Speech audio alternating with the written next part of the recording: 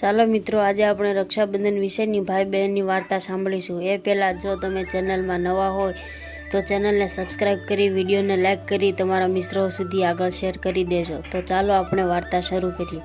એક નાનકડા ગામમાં આરતી નામની એક દીકરી રહેતી હતી. તેનો પોતાનો ભાઈ હિતેશ સાથે ખૂબ જ પ્રેમ હતો. બાળપણમાં બંને નાની નાની વાતો પર ઝઘડતા, ક્યારેક રમકડા માટે તો ક્યારેક મીઠાઈના છેલ્લા ટુકડા માટે. પરંતુ સાંજ પડતા જ બંને ફરી એકબીજા સાથે હસવા લાગતા. તેમની માતા હંમેશા હસીને કહેતી, ભાઈ બહેનનો પ્રેમ એવો જ હોવો જોઈએ. દિવસમાં દર વાર ઝઘડે, પણ એકબીજાથી દૂર રહેવાનું આવે ત્યારે બંનેનું મન ઉદાસ થઈ જાય. સમય પસાર થયો અને આરતીના લગ્ન થઈ ગયા. તે પોતાના સાસરે રહેવા લાગી, પરંતુ તેનું પિયર અને ખાસ કરીને તેનો ભાઈ હિતેશ તેના હૃદયની સૌથી નજીક રહ્યો.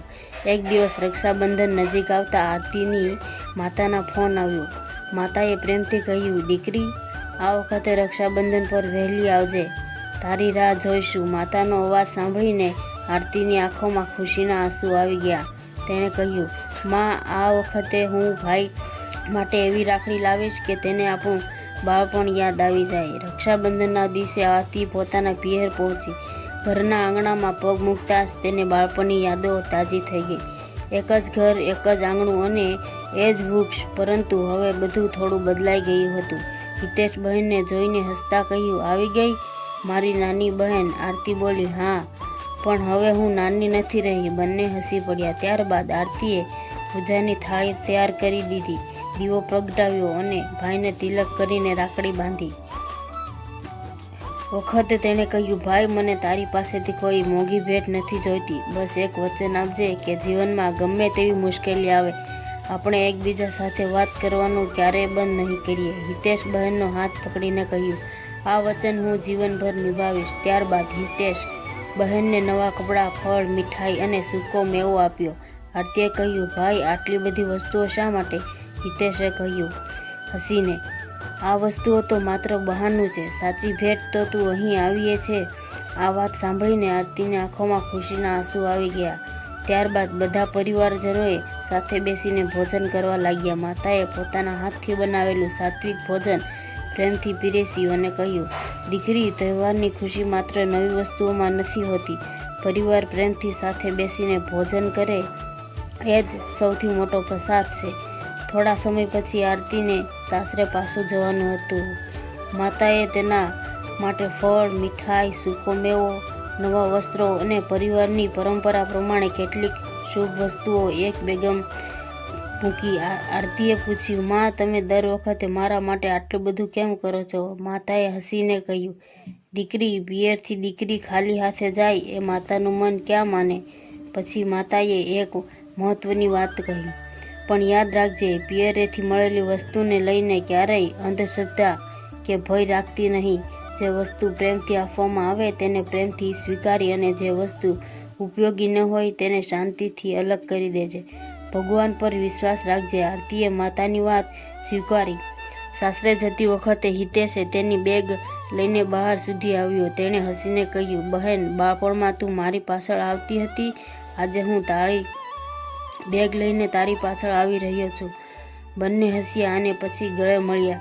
ઘરે પહોંચ્યા પછી આરતીએ પોતાની વસ્તુઓ ગોઠવતી વખતે એક નાનું પેકેટ જોયું. પેકેટ ખોલ્યું તો અંદર માતાની એક ચિઠ્ઠી લખેલી હતી. તેમાં લખ્યું હતું, મારી દીકરી, દુનિયામાં તને કેટલી ભેટો મળશે, પરંતુ તારા પિયરનો પ્રેમ સૌથી મોટો ભેટ છે. જીવનમાં ક્યારેય દુઃખી થતી હોય તો યાદ રાખજે કે તારા માતા પિતાના આશીર્વાદ હંમેશા તારી સાથે જ છે. ચિઠ્ઠી વાંચીને આરતીની આંખોમાં આંસુ આવી ગયા. તેણે તરત જ માતાને ફોન કરીને કહ્યું, માં, આજે મને દુનિયાની સૌથી મોટી ભેટ આપી છે. માતાએ પૂછ્યું, એ શું? આરતીએ કહ્યું, તમારા શબ્દો અને આશીર્વાદ. થોડા દિવસ પછી હિતેશ બહેનને ફોન કર્યો અને પૂછ્યું, બહેન, રક્ષાબંધનની ભેટ ગમી? આરતીએ હસીને કહ્યું, હા ભાઈ, પરંતુ તારી ભેટ કરતાં તારા આપેલા વચનને હું વધારે સાચવીશ. હિતેશે કહ્યું, બહેન, રાખડી હાથ પરથી થોડા દિવસ પછી ઉતરી જશે, પરંતુ આપણો પ્રેમ દિલમાંથી ક્યારેય ઉતરવો જોઈએ નહીં. થોડા મહિનાઓ પછી હિતેશના જીવનમાં મુશ્કેલી આવી. તેના વ્યવસાયમાં નુકસાન થયું અને તે ખૂબ ચિંતામાં પડી ગયો. તેણે કહ્યું, કોઈને કંઈ કહ્યું નહીં, પરંતુ આરતીને તેની ચિંતા સમજાઈ ગઈ. તેણે ભાઈને ફોન કરીને કહ્યું, ભાઈ, તું મને બધું કહી શકે છે. યાદ છે ને, આપણે વચન આપ્યું હતું કે મુશ્કેલીઓમાં એકબીજાથી દૂર નહીં જઈએ. હિતેશે પોતાની મુશ્કેલી બહેનને જણાવી. આરતીને તેણે હિંમત આપતા કહ્યું, મુશ્કેલી આવે એટલે માણસ હારી જતો નથી. મુશ્કેલી સામે ઊભો રહે ત્યારે માણસ વધુ મજબૂત બને છે.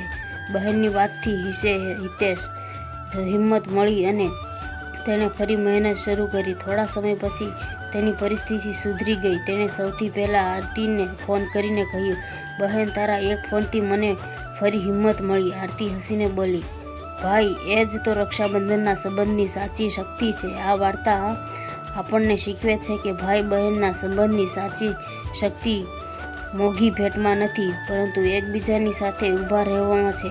રક્ષાબંધન પર આપણે મીઠાઈ લઈએ, નવા કપડાં પહેરીએ અને રાખડી બાંધીએ, પરંતુ સૌથી જરૂરી છે દિલમાં પ્રેમ અને સન્માન જાળવી રાખવું. આજે જો તમારા ભાઈ કે બહેનને સાથે કોઈ નાની વાતને લઈને મન દુઃખ હોય તો આ રક્ષાબંધન પર એક ફોન કરી જુઓ. માત્ર એટલું કહી દો, તું મારા માટે મહત્વનો છે. કદાચ તમારું એક વાક્ય વર્ષો જૂનું દુઃખ દૂર કરી શકે. અને જો તમારા માતા પિતા તમારી સાથે છે તો તેમના આશીર્વાદ જરૂર લેજો, કારણ કે માતા પિતાનો આશીર્વાદ જીવનની સૌથી મોટી સંપત્તિ છે. અંતમાં ભગવાન શિવ, માતા પાર્વતી અને શ્રી ગણેશને દિલથી પ્રાર્થના કરીએ કે દરેક ભાઈ બહેનનો પ્રેમ અતૂટ રહે, દરેક દીકરીને પોતાના પિયરનો પ્રેમ મળે, દરેક બહેનને સાસરે માન સન્માન મળે, દરેક ભાઈ જીવનમાં પ્રગતિ કરે અને દરેક પરિવારના ઘરમાં સુખ, શાંતિ અને સમૃદ્ધિ બની રહે. જો તમને પણ લાગે છે કે રક્ષાબંધનની સાચી ભેટ કોઈ મોંઘી વસ્તુ નહીં, પરંતુ પરિવારનો પ્રેમ અને આશીર્વાદ છે, તો આ વાર્તા તમારા ભાઈ બહેનને અને પરિવાર સાથે શેર કરજો. કમેન્ટમાં જણાવજો કે તમારા પિયરમાં રક્ષાબંધનના દિવસે બહેનને કઈ વસ્તુ ખાસ આપવામાં આવે છે. ભગવાન શિવ, માતા પાર્વતી અને શ્રી ગણેશ આપ સૌના પરિવાર પર પોતાની કૃપા બનાવી રાખે. તમારા ઘરમાં પ્રેમ અને સુખ હંમેશા જળવાઈ રહે. પ્રેમથી બોલો હર હર મહાદેવ.